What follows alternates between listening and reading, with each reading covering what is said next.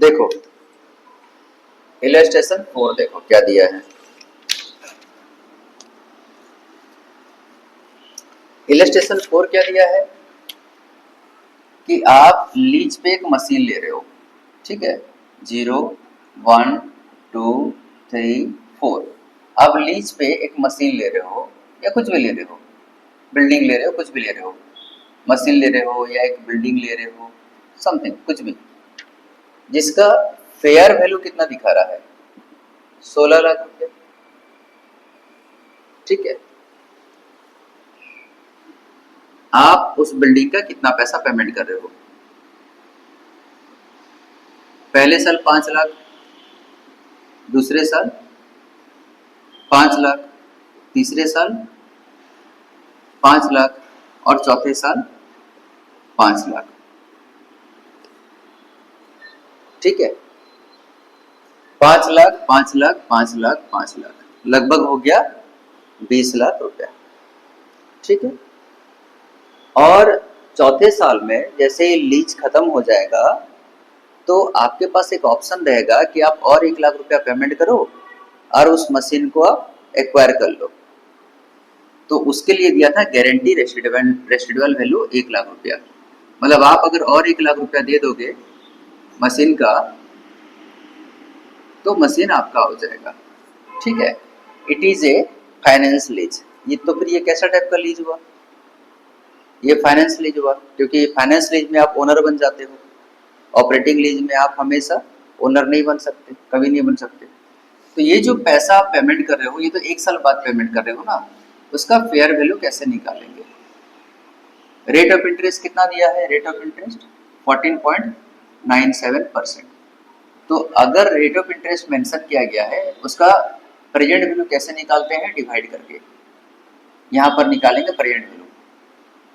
ये 1 साल पीछे था, अगर 2 साल पीछे रहेगा तो उसका स्क्वायर करेंगे, 3 साल पीछे रहेगा तो उसका क्यूब करेंगे, 4 साल पीछे रहेगा तो इसका 4 करेंगे, ठीक है। और इसका प्रेजेंट वैल्यू यहाँ पर हम लोग निकाल के लिखते जाएंगे। तो कुछ एक प्रेजेंट वैल्यू निकलेगा, आप लोग बताओ तो कैलकुलेशन करके कितना कितना निकल रहा है। 5 लाख डिवाइडेड बाय 1.1497। 4 आदमी 4 अलग अलग अकाउंटिंग करो, सब पहला वाला निकालने मत बैठ जाओ। 4,34,896 ये पहला वाला। दूसरा वाला बताओ। हाँ हाँ,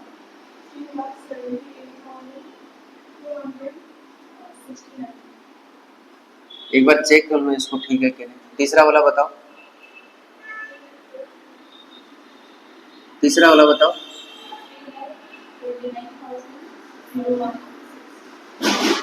चौथा वाला बताओ।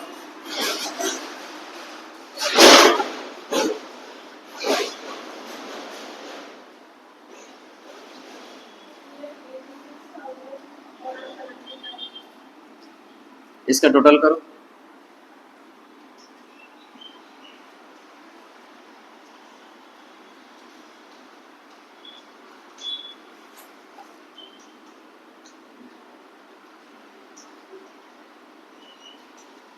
इसका कैलकुलेशन में गलती है, ये एरर है ये इसमें, क्योंकि इसमें 5 लाख लेके सॉल्व किया गया मुझे लग रहा है, जबकि वैल्यू है 6 लाख रुपया।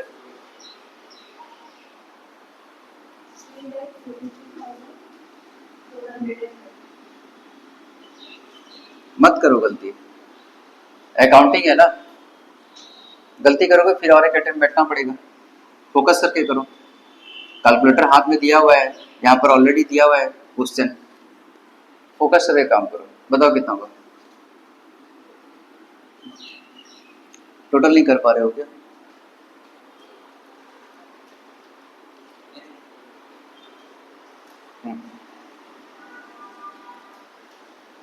जगह चेंज कर लो।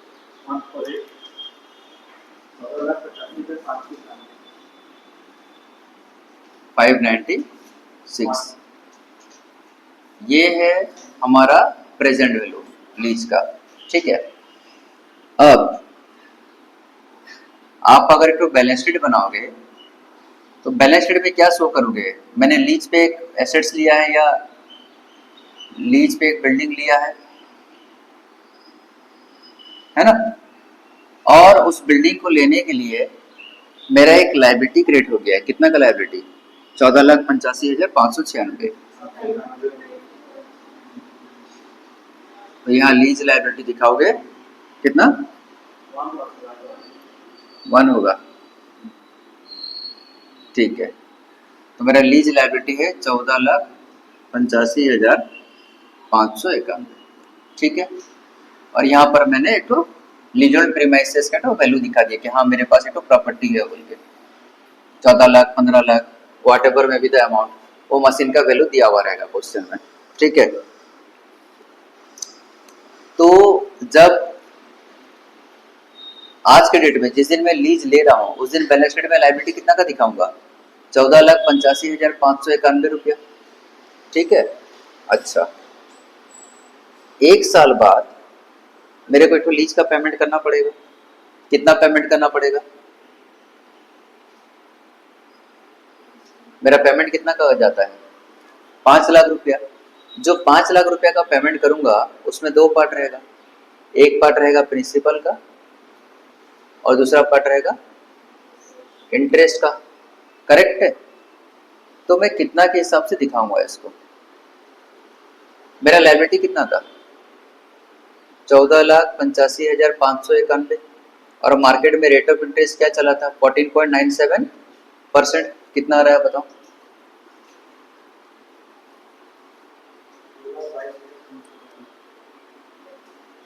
पूरा बोला करो हमेशा। 393। तो 5 लाख रुपया में से अगर इंटरेस्ट का मैं 2,22,000 दे रहा हूँ तो प्रिंसिपल का कितना पेमेंट कर रहा हूँ?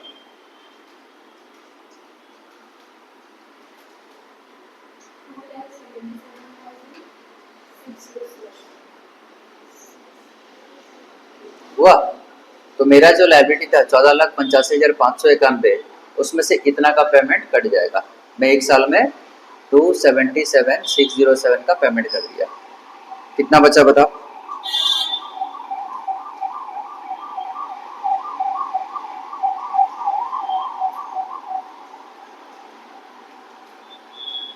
आप लोग बहुत टाइम लगा रहे हो कैलकुलेशन में। 12,07,000। आप लोग सिंपल एक माइनस करने के लिए बहुत टाइम लगा रहे हो। तो पहला साल का स्टार्टिंग में जिस दिन आप लीज लिए उस दिन इतना का लायबिलिटी रहेगा, लेकिन एक साल बाद जब पहला ईयर में आप पेड कर दिए तो एक ईयर एंड में, ईयर वन का एंड में आपका लीज लायबिलिटी इतना रहेगा। तो कैसे कैलकुलेशन कर रहे हो? जो आप कभी 2 बता रहे हो कभी 4 बता रहे हो, आप लोगों को माइनस करने नहीं आ रहा है क्या? ऐसा पढ़ाई करोगे आप लोग? अकाउंटिंग करोगे ऐसा? कभी यहाँ पर बोलते हो 5 होगा फिर बाद में बोलते हो नहीं यहाँ पर 1 होगा बोलकर, तो पूरा बोलोगे तब ना होगा जी। 14,85,590 पूरा बोलो। मेरा आवाज जा रहा है ना आप लोग के पास? आप लोग आवाज नहीं आ रहा है ना, दैट्स द प्रॉब्लम। अगर आप डिग्री भी ले लोगे और अगर आपके पास कम्युनिकेशन स्किल नहीं रहेगा, आप बात नहीं कर पाते रहोगे ठीक से, इंटरव्यू में पूछा जाएगा तो 100 वर्ड में से आप 80 तो वर्ड बोलोगे, 20 वर्ड पेट के अंदर रख लोगे तो इंटरव्यू में फेल हो जाओगे। आपको क्या लगता है खाली इंटेलिजेंट आदमी आगे बढ़ते हैं क्या? एवरेज स्टूडेंट हमेशा लाइफ में आगे बढ़ता है। इंटेलिजेंट आदमी कम सैलरी में जिंदगी भर काम करता है। जो बहुत इंटेलिजेंट है वो बहुत आगे बढ़ जाएगा, 100 से 100 लाने वाला, ठीक है। अब आप लोग चेक करो, पहला साल का एंड में इतना दिखा है, दूसरा साल का एंड में चेंज होगा कि नहीं होगा? फिर से आप पेमेंट करोगे, इस बार आपका प्रिंसिपल कितना हो जाएगा? 12,07,984। 12,07,984 इसका 14.97% निकालो। इस बार गलती मत करना, थोड़ा फास्ट करो कैलकुलेशन।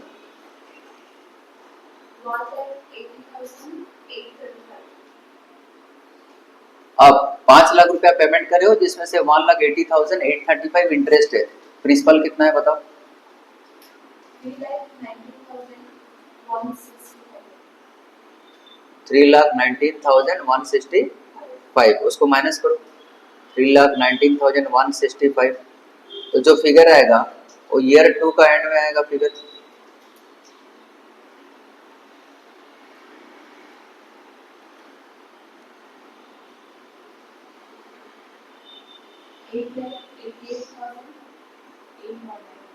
वाह, ऐसा करके आप पूरा 4 साल का अकाउंटिंग शो करोगे। चौथे साल के एंड में लायबिलिटी कितना आएगा?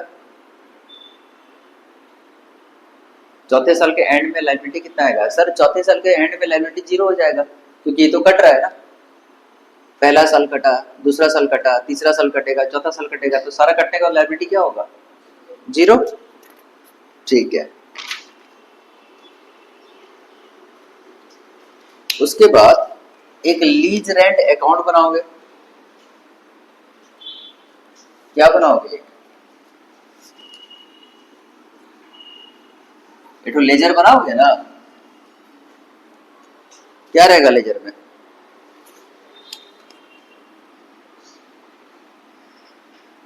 Lease rent account. प्रॉपर्टी का वैल्यू निकाले थे कि नहीं निकाले थे हम लोग? कितना निकला था? 14,85,000 ना। कितना निकला था? 500, हाँ 91 निकला था। और फेयर वैल्यू कितना था लीज का? इंटू 100 करने से कितना परसेंट निकलता है?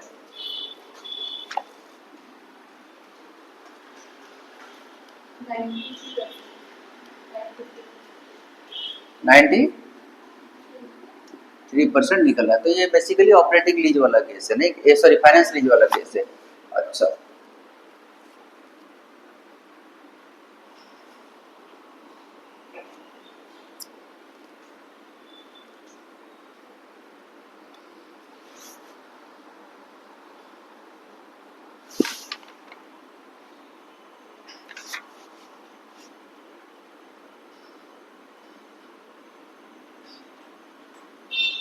तो लीज अकाउंट अगर हम लोग बनाएंगे तो सबसे पहले फर्स्ट ईयर में आप कितना पे कर रहे हो लीज का?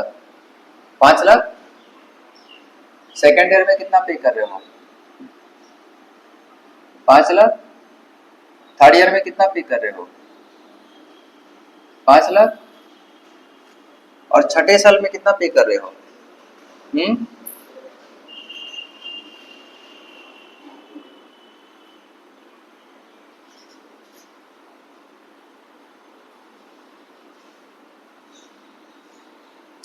छठे साल में अगर रेसिडुअल वैल्यू का भी पेमेंट आप करते हो तो 6 लाख का पेमेंट कर रहे हो। ठीक है। इसमें पहला साल में इंटरेस्ट का कितना पेमेंट करे थे, याद आ रहा है? कितना निकाले थे? 14,85,591 का 14.97%। 2,393। और प्रिंसिपल का कितना पेमेंट करे थे?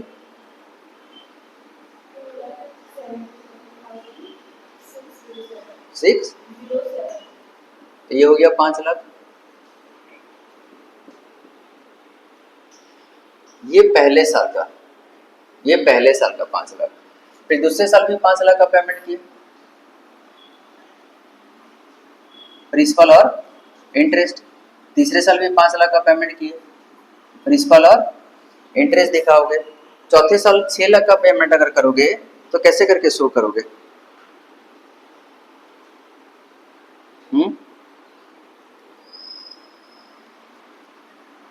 Same, bye interest by lease liability, और पूरा अकाउंट क्लोज हो जाएगा। ठीक है। उसके लिए एक चार्ट बनाना पड़ेगा, जिस चार्ट में पहले दिखाओगे कि मेरा 14,85,591 का लायबिलिटी था। ठीक है। उसमें 5 लाख रुपया का पेमेंट किए, उसमें इतना रुपया का प्रिंसिपल कटा। इंटरेस्ट निकालोगे, प्रिंसिपल निकालोगे, जो प्रिंसिपल का फिगर काटोगे, फिर इतना का फिगर दिखाओगे, उसके ऊपर फिर दूसरे साल का प्रिंसिपल काटोगे, फिर आएगा, फिर तीसरे साल का, चौथे साल का, पांचवें साल का, ये जितना भी साल रहेगा हायर परचेज जैसा कैलकुलेशन हो जाएगा। तो एक तो लीज रेंट अकाउंट बना दोगे तुम लोग। ठीक है। अच्छा, और क्या करना पड़ेगा तुमको, और क्या करना पड़ेगा? अगर ये फाइनेंस लीज है तो फाइनेंस लीज में क्या होता है, तुम एसेट्स के ओनर हो ना। अगर तुम एसेट्स के ओनर हो तो तुम एसेट्स का डेप्रिसिएशन जो होता है, एसेट्स का जो डेप्रिसिएशन होता है और दूसरा एसेट्स का जो इंटरेस्ट दे रहे हो आप, वो दोनों के दोनों प्रॉफिट लॉस अकाउंट में शो करोगे। आप अगर डिफरेंस पढ़े हो अच्छे से कल, तो उस डिफरेंस में स्पेसिफिकली लिखा हुआ था, क्या लिखा हुआ था कि अगर आप फाइनेंस लीज में पेमेंट कर रहे हो तो डेप्रिसिएशन भी दिखा सकते हो और इंटरेस्ट का लॉस भी दिखा सकते हो आप।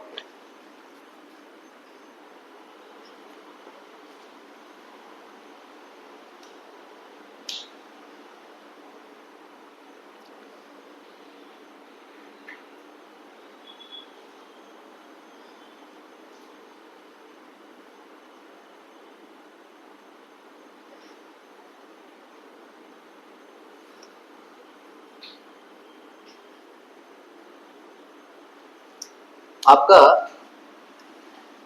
इंटरेस्ट तो निकालना सीख गए, कैसे निकालते हैं? हर साल पीएल में इंटरेस्ट निकालोगे, इंटरेस्ट का खर्चा दिखाओगे।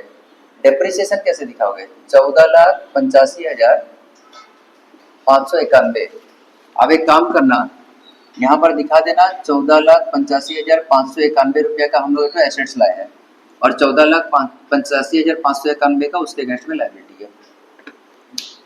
डाउन पेमेंट तो कुछ किए नहीं हो ना, तो जितना का एसेट्स है उतना का लायबिलिटी है। तो अगर ये लायबिलिटी है और उसका आप ईएमआई पे कर रहे हो, दैट मीन्स उसके साथ इंटरेस्ट भी देते रहोगे, वो इंटरेस्ट को पीएल में दिखाओगे। कैलकुलेशन सिखा दिया कैसे करना है। दूसरा, आप एक तो एसेट्स लिए हो, एसेट्स का कितना साल का एसेट्स है? 4 साल का है, तो इसके साथ 4 को डिवाइड करके देखो कितना हो रहा है।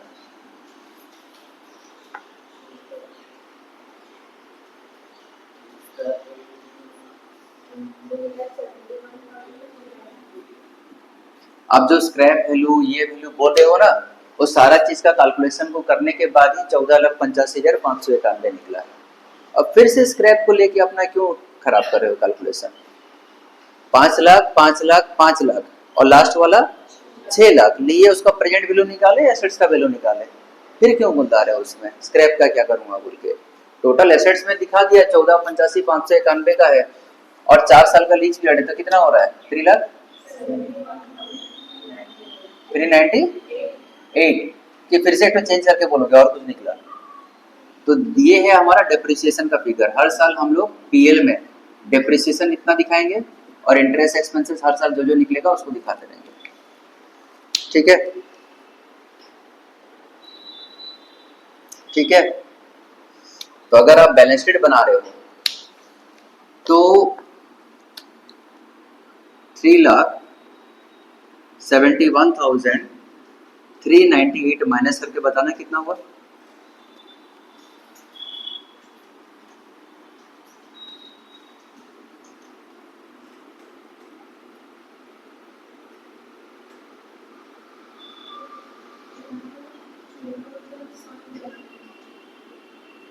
तो फर्स्ट ईयर के एंड में आप इतना का एसेट्स दिखाओगे और फर्स्ट ईयर के एंड में आप इतना का लायबिलिटी दिखाओगे।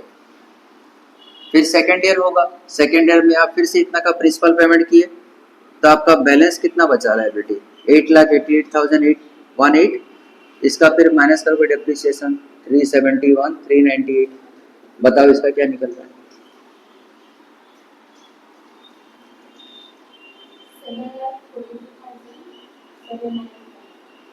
वाह, ऐसा करके बैलेंस शीट में 4 साल का पूरा शो करोगे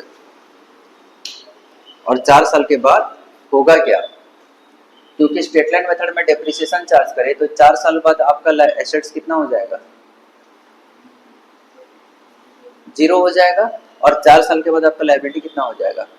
0 हो जाएगा। दोनों आइटम बैलेंस शीट से उड़ जाएगा। ठीक है,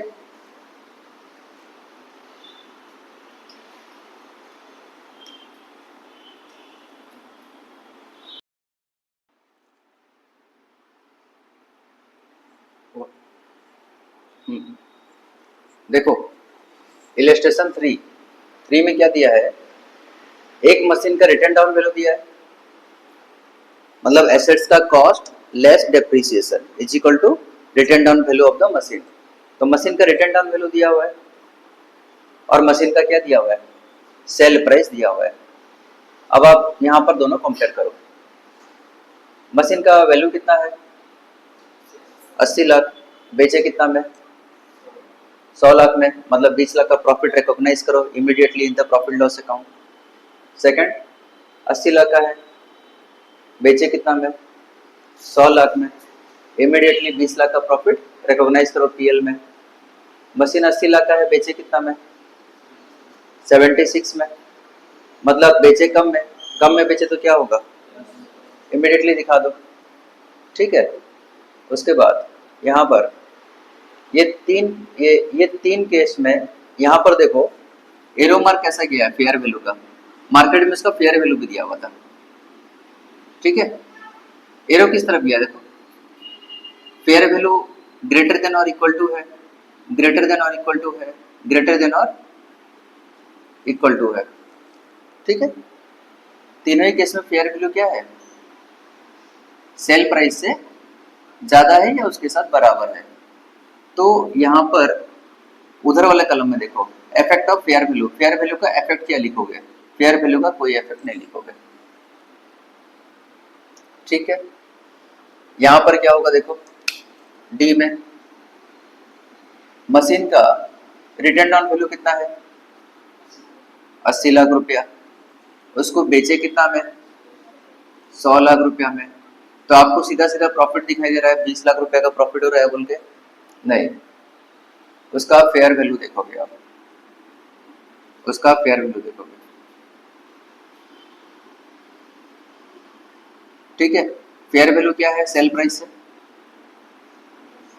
सेलिंग प्राइस से कम है ना फेयर वैल्यू।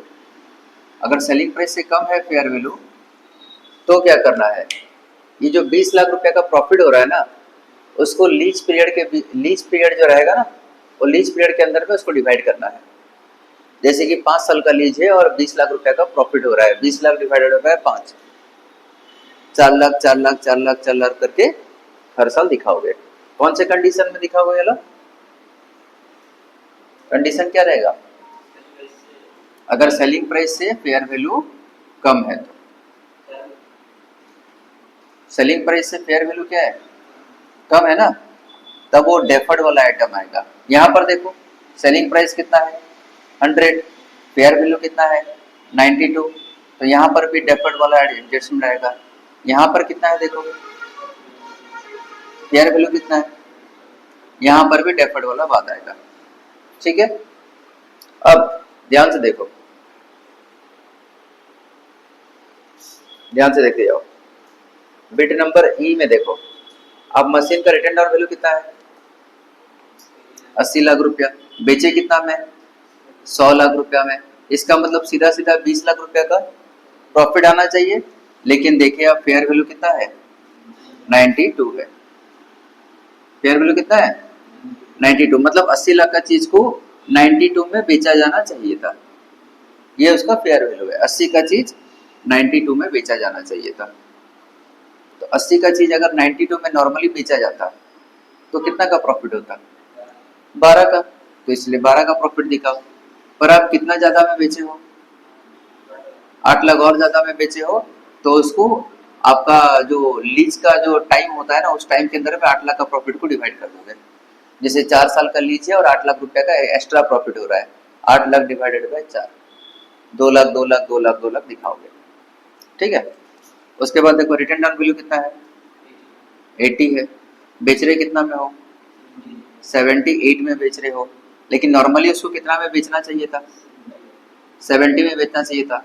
तो इस केस में देखो, जितना भी आप यहाँ पर देखो, जहां पर सेलिंग प्राइस से फेयर वैल्यू क्या हो रहा है, कम हो रहा है, सेलिंग प्राइस से फेयर वैल्यू कम है ना, ये देखो सेलिंग प्राइस से फेयर वैल्यू कम है ना, तो क्या हो रहा है बताओ तुम, तो ना आपको प्रॉफिट निकालने के लिए ना ये दोनों कलम माइनस करना पड़ रहा है। देखो 80 लाख में से 80 लाख गया तो कितना बचा, 0, 80 से 92 गया तो कितना बचा, 12, 80 से 70 गया तो कितना बचा, -10। और जहां जहां पर फेयर वैल्यू ज्यादा है सेलिंग प्राइस से, वहां पर ये दोनों कलम कंपेयर हो रहा है, देखो ठीक है।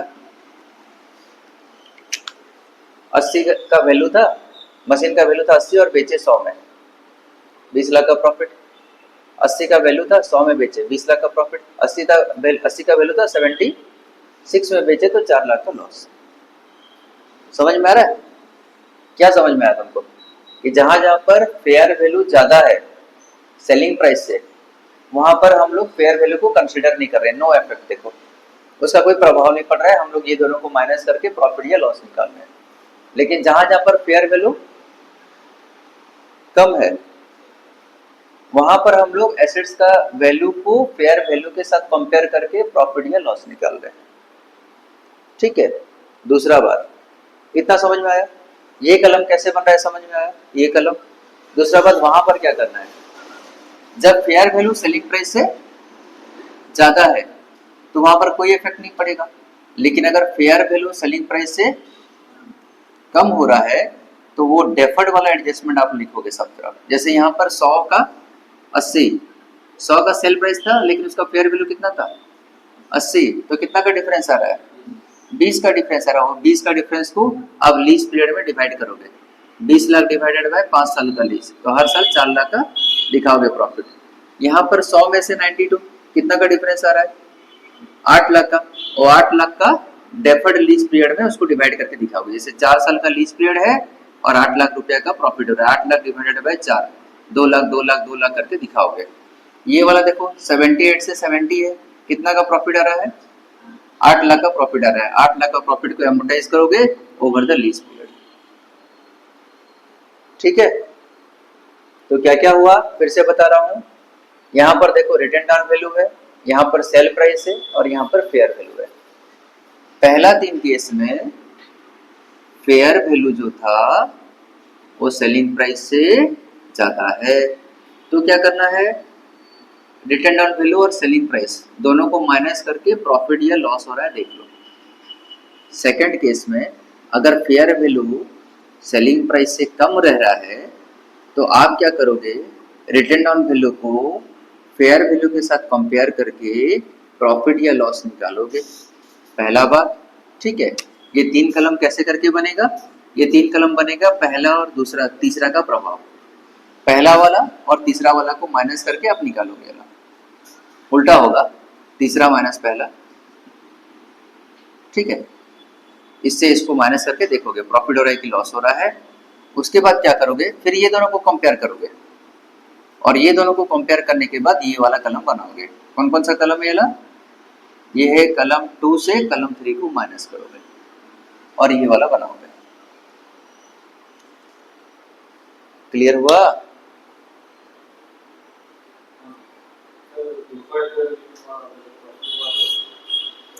अगर डेफर्ड लॉस हो गया, डेफर्ड लॉस कैसे होगा बताओ? अगर ये 60 हो गया मतलब फेयर वैल्यू ज्यादा हो जाएगा, और फेयर वैल्यू अगर ज्यादा होगा तो इस कैटेगरी में आ जाएगा ना, तो डेफर्ड वाला तो बात ही नहीं आएगा, है कि नहीं? डेफर्ड वाला बात तभी आएगा जब फेयर वैल्यू सेलिंग प्राइस से कम रहेगा। ये बस डायग्राम याद रखना है आपको, बना लेना है चार्ट एक और इसके हिसाब से पूरा कैलकुलेशन करना है आपको। ऐसा क्वेश्चन एग्जाम में गिर सकता है, शॉर्ट क्वेश्चन।